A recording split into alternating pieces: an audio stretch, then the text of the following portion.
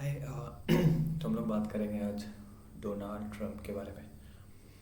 तो भाई साहब यूएस में प्रेसिडेंट बन गए हैं और पूरे दुनिया में प्रॉब्लम हो गया है।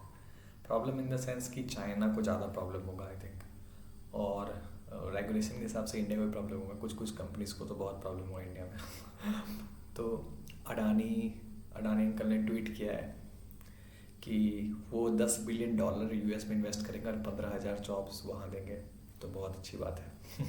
ये ये डोनाल्ड ट्रंप का डर डर है कि भैया अगर क्योंकि सबको पता है यार, अमेरिका से अगर अच्छा रिलेशन नहीं रहा तो फिर दिक्कत हो जाएगा। और डोनाल्ड ट्रंप ने ये भी कहा है कि वो क्लीन एनर्जी वगैरह सेक्टर को कुछ नहीं मानते, वो उठा के फेंक देंगे। तो और अडानी अंकल का बहुत सारा इन्वेस्टमेंट क्लीन एनर्जी में है, तो मिला जुला के चलना पड़ता है ना। वो हमारे साइड कहते हैं हुंडा हुंडी। तो हुंडा हुंडी अडानी जी ने बोला है ठीक कोई बात नहीं भाई, $10 बिलियन रख लो और हमें भी थोड़ा हेल्प करो। और आपने देखा होगा कि अडानी अंकल अभी 2-3 दिन पहले या 10 दिन पहले इसमें यूरोप के कुछ यूरोपियन कंट्रीज़ के राजदूत आए हुए थे उनसे मिलने के लिए। ज़रूरी है, मिलना जुलना बहुत ज़रूरी है, क्योंकि मतलब यूरोप शायद यूरोपियन कंट्रीज़ ही हैं अभी अपने पूरे वर्ल्ड में कि वो अभी भी ग्रीन एनर्जी पे बहुत ज़्यादा ध्यान दे रहे हैं, और अडानी अंकल का बहुत सारा इन्वेस्टमेंट ग्रीन एनर्जी में है। तो देखते हैं अडानी के जो ग्रीन एनर्जी के शेयर्स हैं उनका क्या होता है। अभी तो यार बहुत बुरा हाल चल रहा है, लेकिन टेक्निकली देखें तो अडानी इंटरप्राइजेज में 3 स्टेप पैटर्न बना हुआ है मंथली चार्ट पे। हमेशा ना चार्ट हाई टाइम फ्रेम पे देखते हैं, तो मंथली चार्ट पे 3 स्टेप पैटर्न बना हुआ है। तो मेरे को लगता है अगर ब्रेकआउट होगा तो वो 4500 से 5,400 जाना चाहिए। अगर अडानी इंटरप्राइज में ब्रेकआउट होगा तो सारे सेक्टर में ब्रेकआउट, मतलब अडानी के सारे स्टॉक्स में ब्रेकआउट होगा। और अडानी अंकल से रिलेटेड न्यूज़ है कि अभी वो $5 बिलियन मेटल सेक्टर में भी इन्वेस्ट करने वाले हैं, और मेटल सेक्टर आने वाले टाइम में बहुत अच्छा करने वाला है, क्योंकि ईवी के कारण भी मेटल का डिमांड बहुत अच्छा होगा। और और मैन्युफैक्चरिंग कारण में मेटल का डिमांड बहुत अच्छा होगा, क्योंकि सारी कंट्रीज़ दुनिया में लगभग सारी जो बड़ी कंट्रीज जो मायने रखती हैं, अदरू बदरू नहीं, वो उनका सारा ध्यान ये है कि पहले वो ग्लोबलाइजेशन था कि मतलब सब कंट्री एक दूसरे से प्रोडक्ट ले रहे हैं और मतलब फिर उसका यूज़ कर रहे हैं। अब है कि सारे कंट्री का ध्यान ये हो गया है कि नहीं यार, मेरे को खुद मैन्युफैक्चर करना है, मतलब ज़्यादातर प्रोडक्ट, और उससे खुद जॉब्स क्रिएट करने हैं। तो मतलब मेटल का डिमांड तो उससे भी बढ़ेगा बहुत ज़्यादा। ईवी कारण में मेटल का डिमांड बनने वाला है। तो अडानी ऐसा न्यूज़ है कि $5 बिलियन उन्होंने सोचा है कि वो इन्वेस्ट करेंगे। तो अच्छा है, जो अडानी के स्टेक होल्डर्स हैं उनके लिए तो बहुत अच्छा है। और हाँ, महाराष्ट्र का इलेक्शन आने वाला है, तो 23 को रिजल्ट है। मेरे को लगता है स्टॉक मार्केट में अडानी भी शायद इसका अडानी के शेयर्स इसका भी इंतजार करेगा उसका रिजल्ट क्या होगा, क्योंकि जो महाराष्ट्र के में एक चिप मैन्युफैक्चरिंग में भी अडानी अंकल जाने वाले हैं। तो चिप मैन्युफैक्चरिंग प्लांट जो होने वाला महाराष्ट्र में होगा या गुजरात में होगा, तो महाराष्ट्र में ज़्यादा चांस है, क्योंकि महाराष्ट्र का जो कैबिनेट उसको अप्रूव कर दिया है। 84,000 करोड़ का शायद अप्रूवल है, तो बहुत बड़ा अप्रूवल है। और ये अडानी अंकल ताइवान की किसी कंपनी है, टावर ग्रुप है शायद, उससे उन्होंने एग्रीमेंट किया। अभी तक वो एग्रीमेंट बाहर नहीं आया, बट मतलब हुंडा हुंडी मतलब मोटा मोटी वो एग्रीमेंट हो गया है। तो सबको इसी का इंतज़ार है कि महाराष्ट्र में इलेक्शन जैसे ही ख़त्म होगा रिजल्ट क्या होगा, क्योंकि अगर उद्धव ठाकरे वाले जो गवर्नमेंट आती है, जो कांग्रेस वाली आती है इंडिया वाली, तो वो तो भैया अडानी के पीछे पड़े हुए, तो वो तो होने नहीं देंगे। तो इस कारण भी शायद वेट एंड वॉच है। तो सब मिला के ये कहने का तात्पर्य है कि जो अडानी के स्टॉक्स हैं बहुत ज़्यादा क्रूशियल लेवल पे भी हैं, और बहुत सारा अच्छा न्यूज़ आ रहा है, जैसे कि $5 बिलियन मेटल सेक्टर में लगाएंगे, है ना। और चिप मैन्युफैक्चरिंग में जाने वाले हैं, चिप मैन्युफैक्चरिंग फैब नहीं, चिप मैन्युफैक्चरिंग में जाने वाले हैं। और वो उसके लिए उन्होंने इजराइल की कंपनी से टाई अप किया हुआ है। तो ये अभी ये चीज़ आपको जो मैं बता रहा हूँ, ये चीज़ आपको अर्निंग्स जो उनका निकलता है कि हाँ हम ये करने वाले हैं, अभी वो मतलब ऑफिशियली ये नहीं है। हाँ, अभी मीडिया में ये बात कि ऐसा अगर ऐसा हो रहा है होगा तो ये अडानी स्टॉक्स के लिए बहुत अच्छा होगा। पहला कि मेटल में आने वाले हैं $5 बिलियन का इन्वेस्टमेंट, तो वेदांता वगैरह को बहुत प्रॉब्लम होने वाला है ना। और दूसरा कि वो चिप मैन्युफैक्चरिंग का उनका प्लांट अप्रूव हो चुका है 48,000 करोड़ का, और धीरे धीरे फिर आगे उन्होंने कहा है कि अगले 4 से 5 साल में $2 से $3 बिलियन उसमें इन्वेस्ट करेंगे, वो चीज़।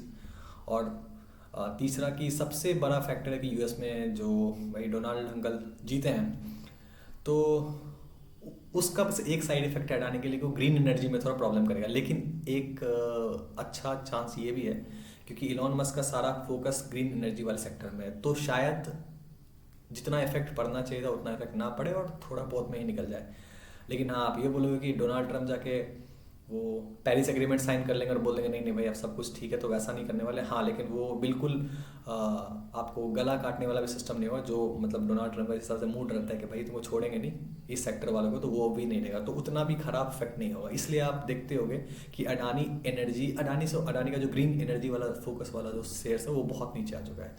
तो ये कोई सेल और बाय रिकमेंडेशन नहीं है ऑफकोर्स अडानी, बस मेरे को लगा कि आपको ये बताना चाहिए क्या होने वाला है। और दूसरा जो इम्पोर्टेंट चीज़ है मेरे को लगता है, जो रूरल इंडिया है ना, उस पर रूरल इंडिया वाले जो शेयर स्टॉक्स है कंपनी, उस पर कोई ध्यान नहीं देना, मतलब अरे बेकार है, ऐसा कुछ नहीं हो सकता। तो मेरे को लगता है कि आप लोगों को उस पर ध्यान देना चाहिए, जो रूरल इंडिया फोकस्ड कंपनी है, जैसे कि छोटी कंपनी है जो मैं पर्सनली ट्रैक करता हूँ। एक है DG स्पाइस इंडिया, है ना, तो उसका प्रमोटर वगैरह सही है। वो क्या करती है, जो एक स्टैक है, जैसे आधार का यूज़ करते हैं, हम लोग UPI यूज़ करते हैं, आधार का यूज़ करके अंगूठा वगैरह यूज़ करके पैसा वगैरह निकालने का काम करती है। फिर उसका जो उनका उसके बेसिस पे वो लोन वगैरह भी आजकल कोशिश कर रहे हैं देने का। तो वो उस रूरल इंडिया पे आपको ध्यान देना बहुत ज़रूरी है। रूरल इंडिया में कंस्ट्रक्शन वगैरह काम करते हैं उस पर भी ध्यान देना ज़रूरी है। तो मैं रूरल इंडिया शायद अच्छा बड़ा नेक्स्ट थीम हो सकता है।